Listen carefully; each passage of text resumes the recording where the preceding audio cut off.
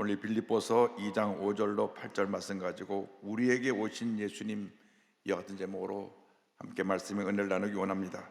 제목을 한번 크게 따라해 주시기 바랍니다. 우리에게 오신 예수님, 우리에게 오신 예수님. 우리가 매년 12월 말이 되면 25일에 성탄절을 맞이합니다. 성탄절을 그저 열 행사로 맞이하는 것이 아니라 이 땅에 오신 예수님을 우리 마음 가운데 모셔드리고 우리 마음에 주님의 기쁨으로 충만한 복된 성탄절을 맞이하는 여러분 모두가 되시기를 주님의 이름으로 축원합니다. 이 땅에 오신 예수님께 진정한 감사와 찬송과 영광을 올려드려야 할 것입니다. 2000년 전 이상의 우리의 죄를 사하시기 오신 예수님은 어떠한 모습으로 오셨습니까? 무엇보다도 먼저 예수님은 겸손의 종으로 이 땅에 오셨습니다. 예수님은 근본 하나님의 본체이시지만은 하나님과 동등됨을 취하지 아니하시고 낮아지셨습니다. 빌립보서 2장 6절 7절은 설명합니다. 그는 근본 하나님의 본체시나 하나님과 동등됨을 취할 것으로 여기지 아니하시고 오히려 자기를 비워 종의 형체를 가지사 사람들과 같이 되셨고, 하나님이신 예수님께서 낮아지셔서 인간의 몸을 입고 이 땅에 태어나신 것입니다. 만왕의 왕이신 예수님께서 왕궁에서 태어나신 것이 아니고 초라한 마옥간에 태어나셔서 말구 위에 누이셨습니다. 스스로 낳고 천한 자리에 임하신 것입니다. 누가복음 2장 7절로 말씀합니다. 첫 아들을 낳아 강보로 싸서 구유에 누였으니 이는 여관에 있을 곳이 없음이로라. 예수님은 오늘날 우리들처럼 시설을 갖춘 병원에서 태어나신 것도 아니고 또 찬바람을 막아주고 태어나기를 보여줄 수 있는 그런 환경에서 태어난 것도 아니시고 마구간에서 바람이 싱숭 새들어오고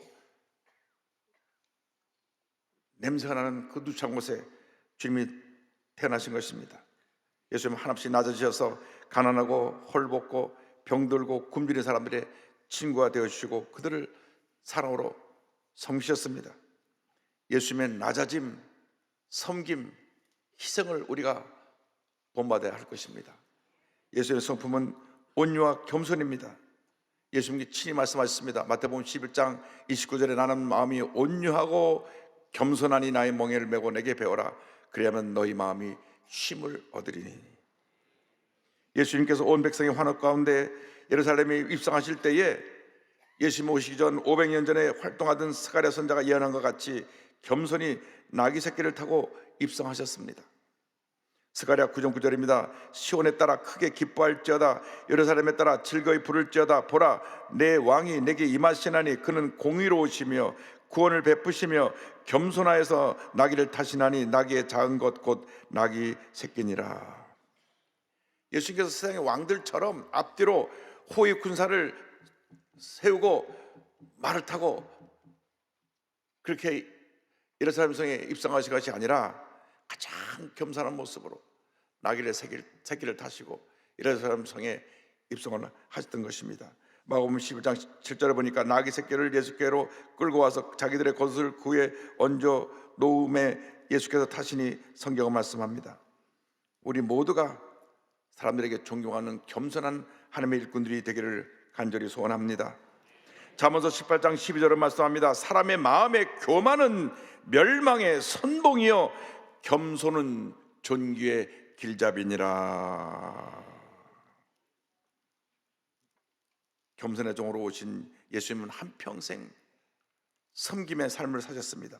섬김의 본을 보여주신 예수님에 대해서 빌립보서 2장 7절은 이렇게 말씀합니다. 오히려 자기를 비워 종의 형체를 가지사 사람들과 같이 되셨고 하늘 보좌를 버리시고 이 땅에서 육신의 몸을 입고 한평생 섬김의 삶을 사셨습니다. 세상 사람이 돌보지 않은 가난하고 헐벗고 굶주리고 소외된 자들, 병들고 상처 입은 자들을 섬기셨습니다. 침례원이 감옥에 갇혔을 때에 예수님이 이 땅 오실 메시아인 것을 제자들에게 물어보게 했습니다. 그때 예수님이 이와 같이 답변하셨습니다. 마태복음 11장 5절에 맹인이 보며 못 걷는 사람이 걸으며 나병 환자가 깨끗함을 받으며 못 듣는 자가 들으며 죽은 자가 살아나며 가난한 자에게 복음이 전파된다 하라 말씀하셨습니다. 예수님은 사람들에게 무시당하고 버림받은 인생들을 사랑하고 섬기셨습니다. 아무도 다가가지 않는 한센병, 나병 환자들에게 사랑의 손을 펴주셨습니다. 사람들이 외면한 시각장애인, 청각장애인, 한센병 환자들을 고쳐주셨습니다. 예수님 이 땅에 섬기를 받으러 온 것이 아니라 섬기러 오셨다고 친히 말씀하셨습니다. 마가복음 10장 45절입니다. 인자가 온 것은 섬김을 받으려 함이 아니라 도리어 섬기려 하고 자기 목숨을 많은 사람의 대속물로 주려 함이니라. 예수님께서 십자가에 달리시는 맨 마지막으로 가르친 가르침은 섬김을 몸소 실천하신 것입니다. 요한복음 13장 4절과 6절은 설명합니다. 저녁 삽시던 자리에서 일어나 겉옷을 벗고 수건을 가져다가 허리에 두르시고 이에 대야에 물을 떠서 제자들의 발을 씻으시고 그 두르신 수건으로 닦기를 시작하여 시몬 베드로에게 이르시니, 그리고 이와 같이 말씀하셨습니다. 요한복음 13장 14절 15절 내가 주와 또는 선생이 되어 너희 발을 씻었으니 너희도 서로 발을 씻어주는 것이 옳으니라. 내가 너에게 행한 것 같이 너희도 행하게 하여 본을 보였노라. 예수님께서 스승으로 만왕의 왕으로 존경받는 이스라엘의 지도자로 메시아로 오셨는데 마지막 가르침은 당시 하인들이 주인이 밖에 나갔다 들어오면 발에 묻은 먼지를 대야를 갖다 발을 씻어드리는 것으로 주인을 맞이하는데, 그 모습으로 제자를 섬기시고 그날 밤 겟세마네 동산에 올라가서 기도하시다가 십자가에 달리신 것입니다. 여러분, 진정한 지도자가 되려면 섬김의 본을 보여야 되는 것입니다. 대접을 받으려고만 하면 그런 진정한 지도자가 아닙니다. 오래전에 제가 제주도에서 행사가 있어 내려가는데 김포공항에서 있었던 일입니다. 비행기를 타기 전 꼭 신분증과 탑승권을 조사하게 돼 있는데, 국회의원 배지를 단 분이 수행하고 섰다가 신분증 주세요 하니까 너 나 누구지 몰라? 이빨지 안 보여? 그러니까 그 보안요원이 그래도 신분증을 보여주셔야 탑승할 수 있습니다. 그러니까 너 내 이름 뭐야? 너 가만두지 않을 거야? 소리 막 지릅니다. 근데 이 보안요원은 신분증 보이지 않으시면 비행기 탈 수가 없습니다. 그리고 고래고래 지다가 안 태워주니까 지갑 꺼내서 봤지? 하고 아닙니다. 그 신분증 꺼내주세요. 뭐 이런 녀석이 다 있어. 옆에 수행원이 아유 의원님 보여주시라고. 그래서 보여주고 비행기 타는 것을 보았을 때 모든 승객들이 뒤에서 고개를 저었습니다. 어떻게 저런 사람이 국회의원이 됐나. 내가 이름은 안 밝히겠습니다.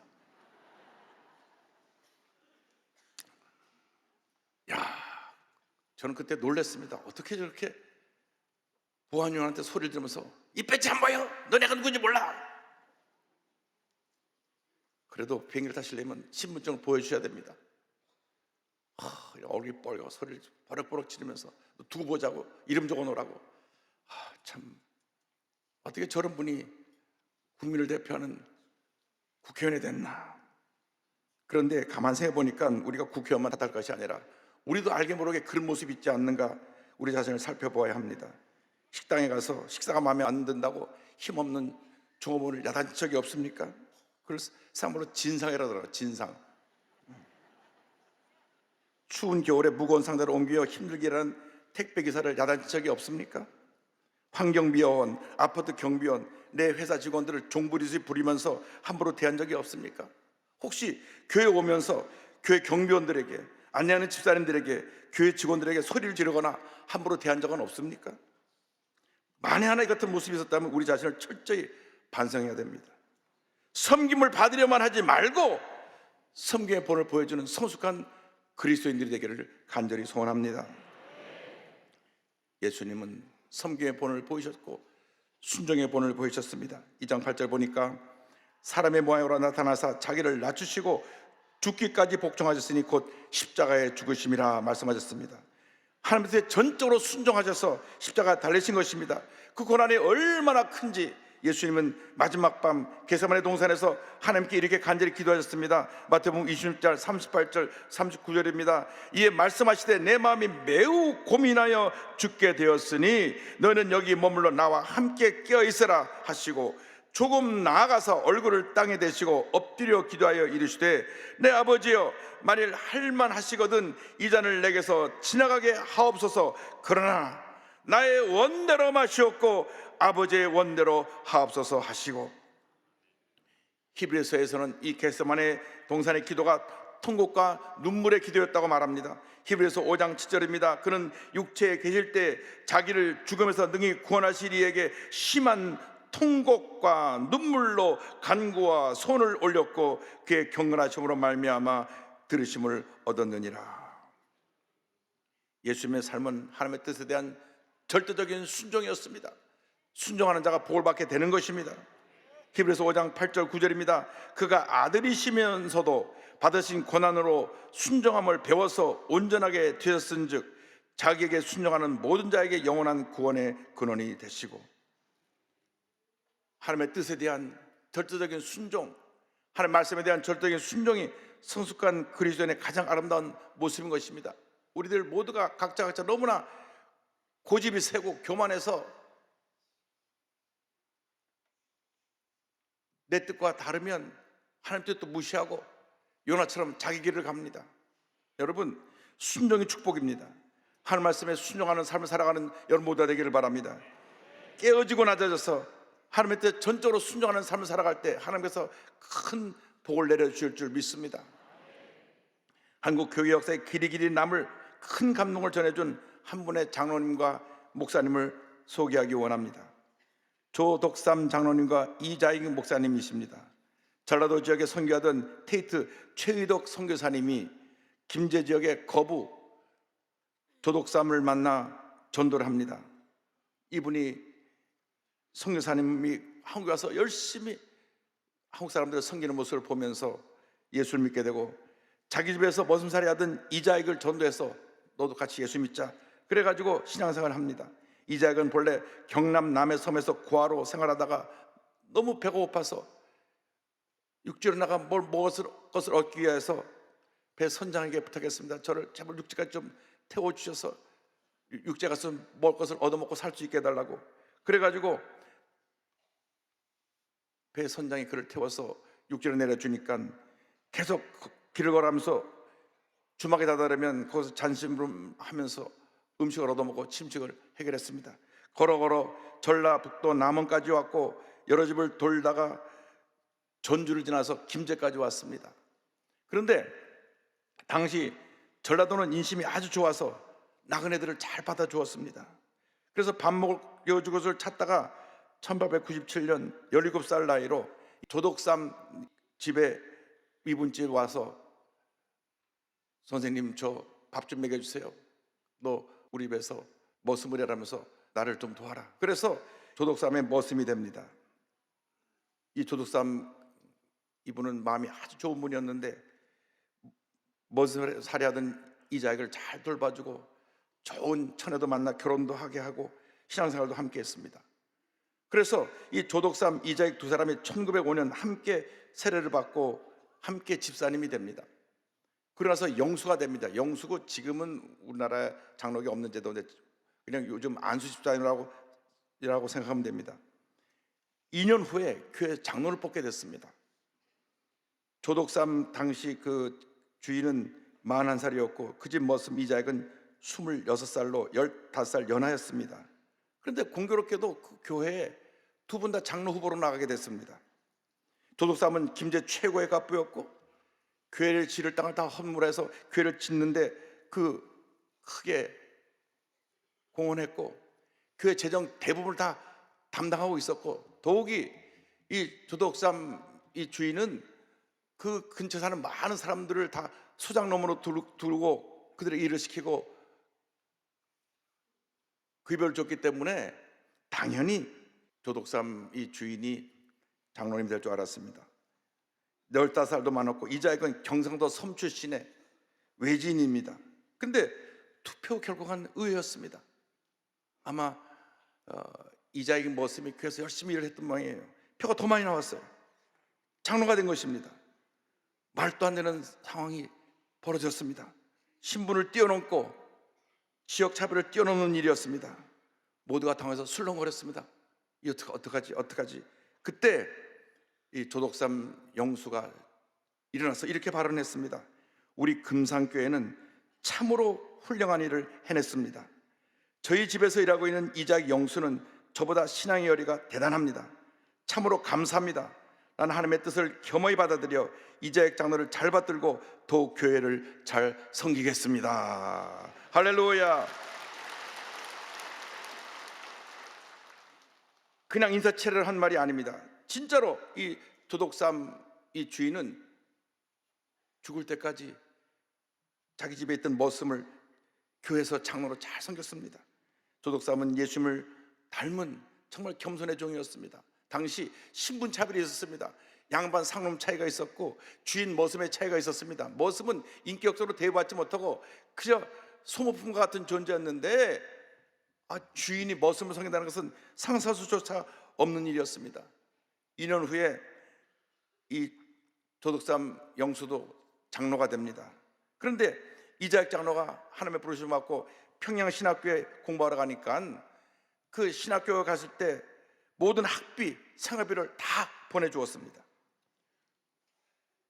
그리고 이자익 목사님이 평양신학교 8회 졸업생으로 졸업을 하는데요, 저희 외할아버님도 평양신학교 8회 졸업생이신데 동창생이시더라고요. 보니까 그 이자익 목사님을 본인이 섬기는 교회 다시 담임 목사로 청빙합니다. 그래가지고 그 교회에서 이자익 목사님을 평생 동안 또 장로로서 목사님을 섬겼어요. 대단한 분이에요. 이자익 목사님은 대한예수교 장로회 총회장을 3번이나 역임하는 교회사의 입적인 인물로 남게 되었고, 조덕삼 장로의 가정은 지금도 3대째 금산교회를 섬기고 있으며 모든 자손들이 큰 복을 받았습니다. 조덕삼 장로의 손자가 삼성 국회의원이고 주일대사를 역임한 조세영 장로님이십니다. 할렐루야.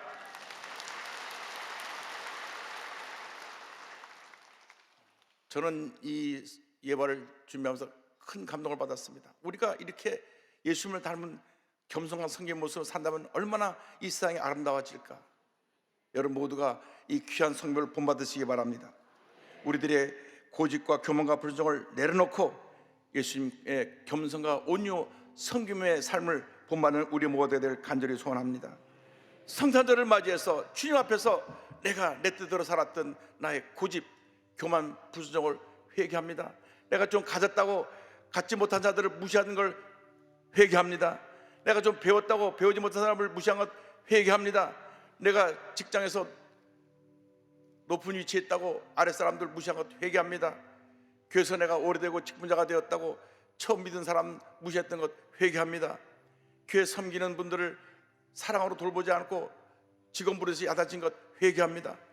회개해야 될 것입니다. 왜냐하면 예수님은 한평생 그렇게 사셨는데 우리가 그렇게 살지 못했기 때문인 것입니다. 우리 교회를 섬기는 분들을 우리가 잘 사랑으로 우리가 받들어줘야 되는 것입니다. 눈 오고 비 오는데 남녀성교회가 그저 새벽부터 나와서 하루 종일 봉사하는데 집에 들어갈 때는 여기저기 야단 맞아갖고 어깨 축 늘어져서 기운이 다 빠져 들어가는 모습을 봅니다. 우리가 그들을 칭찬하고 격려하고 사랑으로 섬겨야 되는 것입니다. 교회 봉사들이 기쁨으로 주님을 섬길 수 있도록 우리가 한마음 되어야 되는 것입니다. 교회는 섬김이 강물처럼 흘러넘쳐나게 될 때 은혜가 풍성한 교회가 될 것입니다. 예수님의 온유, 겸손, 섬김, 낮아짐을 본받아서 한국교회 역사에 길 남는 도덕삼 장로님 같이 존경하고 칭찬받는 주님의 귀한 일꾼들이 다 되시기를 주님의 이름으로 축원합니다. 축원합니다. 축원합니다.